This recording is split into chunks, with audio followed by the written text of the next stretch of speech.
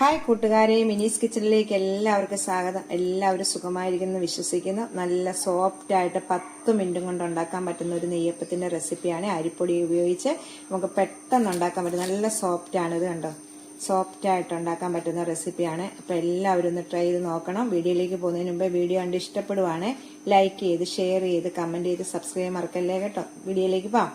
10 minute കൊണ്ട് നമുക്ക് പെട്ടെന്ന് ഉണ്ടാക്കിയെടുക്കാൻ പറ്റുന്ന ഒരു നെയ്യപ്പത്തിന്റെ റെസിപ്പിയാണ് കേട്ടോ. 10 മിനിറ്റ് കൊണ്ട് നമ്മൾ റെസ്റ്റ് ചെയ്യാനൊന്നും വെക്കണ്ട. നല്ല സോഫ്റ്റ് ആയിട്ടൊരു നെയ്യപ്പത്തിന്റെ റെസിപ്പിയാണ്. ഇതിനായിട്ട് ഞാൻ 200 ഗ്രാം ശർക്കര എടുത്തിട്ടുണ്ട് കേട്ടോ. ഇത് പൊടി ശർക്കരയാണ്. ഇങ്ങനെ പൊടിയായിട്ട് നമുക്ക് കടയിൽ മേടിക്കാൻ കിട്ടും.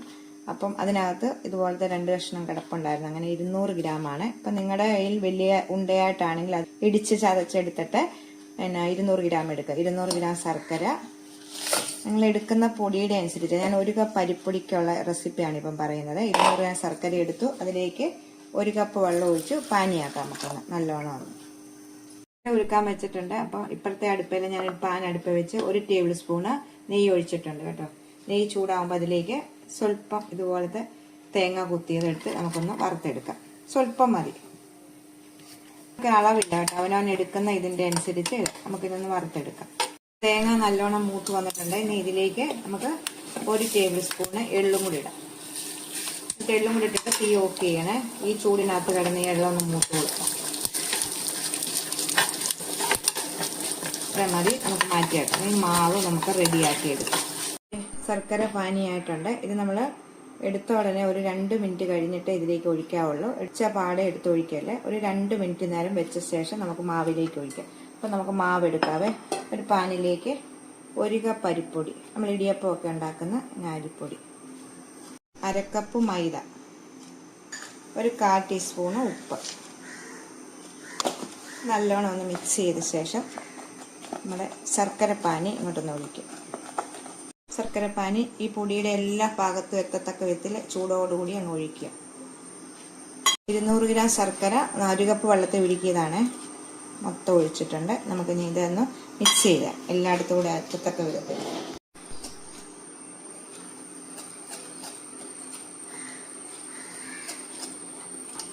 അപ്പം ഞാൻ മിക്സ് ചെയ്ത് എടുത്തിട്ടുണ്ട്. ഇനി നമുക്ക് ഇതിനകത്തോട്ട് ഇച്ചിരി കുറച്ച് വെള്ളം കൂടെ ഒഴിക്കണം. അത് ഇപ്പം അല്ല, മിക്സിയുടെ ജാറിലേക്ക് നമ്മൾ ഇതിട്ടൊന്ന് അരച്ചെടുക്കുവാണ്. അപ്പം നമ്മൾ ശർക്കരപ്പാനി ചൂടോടുകൂടി ഒഴിച്ചു. അരിപ്പൊടി മൈദ ഉപ്പ് ഇട്ട് നല്ലോണം മിക്സ് ചെയ്തു. ഇനി നമുക്ക് മിക്സിയുടെ ജാറെടുക്കാം. ഇതിലേക്ക് ഇത് ഒഴിച്ചിട്ട് ഇതിലേക്ക് 1/2 ടീസ്പൂണ് ജീരകമാണ്. ജീരകം ഇടാം.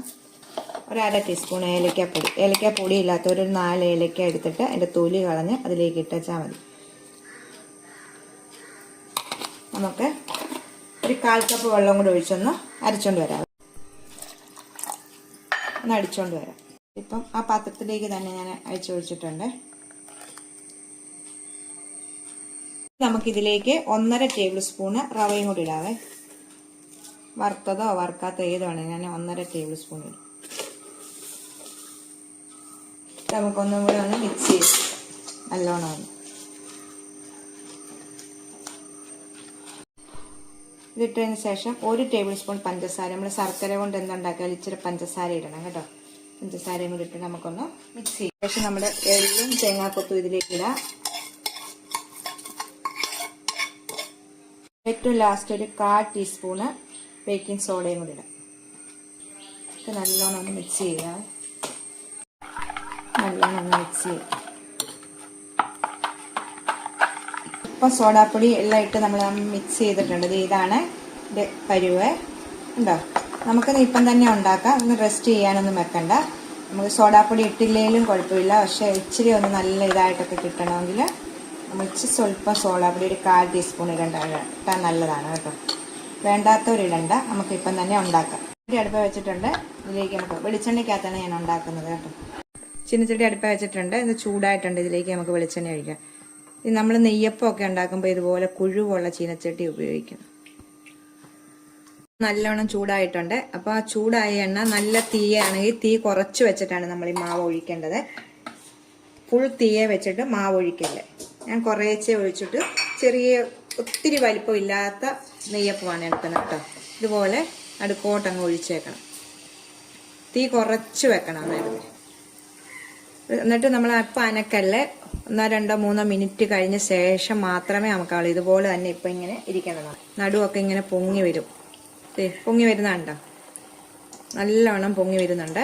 നടുവിലോട്ട് ഇച്ചിരി ചൂടെണ്ണ. അപ്പം തീ കുറച്ച് വെച്ചേക്കുവാണ്. ഒത്തിരി തീയെ വെക്കില്ല, എന്നാലേ നമുക്കിത് നല്ലോണം വെന്ത് വരത്തുള്ളൂ. കണ്ടോ? അപ്പം കണ്ടോ നല്ലോണം പൊങ്ങി വന്നത്. നമുക്ക് തിരിച്ചിടാവേ. കണ്ടോ? തീ കുറച്ച് വെച്ചാൽ മതി കേട്ടോ. എണ്ണയൊന്നും പിടിക്കത്തില്ല. തീ കുറച്ച് വെച്ചിട്ട് എന്നാലും നമ്മൾ അകമൊക്കെ വേഗത്തുള്ളൂ. നല്ലോണം ഇപ്പം ആയിട്ടുണ്ട്. നമുക്ക് എടുക്കാവേ. കണ്ടോ? നല്ലോണം പൊങ്ങി വന്നിട്ടുണ്ട്. ഇതുണ്ട്. ഞാൻ ഇതുപോലെ എടുത്ത് തവിയിലോട്ട് എടുത്ത് വെക്കുക. നമുക്ക് ഒരു അരിപ്പ പാത്രത്തിലോട്ട് വെക്കാവേ. നല്ല ചൂടായി കിടക്കുവാണെങ്കിൽ അടുത്തത് ഒഴിക്കുമ്പോൾ തീരെ കുറച്ച് വെക്കുക. എന്നിട്ട് അടുത്തത് ഒഴിക്കുക. ഞാൻ ഈ തവിക്ക് ഒരു 3/4 തവി ഒഴിക്കുന്നുള്ളൂ കേട്ടോ.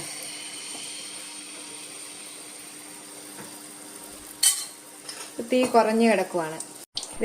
ഇപ്പം ഇങ്ങനെ എണ്ണ ഇച്ചിരി കോരി മേളിലോട്ട് ഒഴിക്കണേ. എന്നാലേ നമ്മുടെ ആ നടു അങ്ങനെ ശരിക്കും ഒന്ന് പൊങ്ങി വരത്തുള്ളൂ. എണ്ണ നമ്മുടെ ചൂട് എണ്ണ ഇതിലേക്ക് ചെല്ലുമ്പോൾ.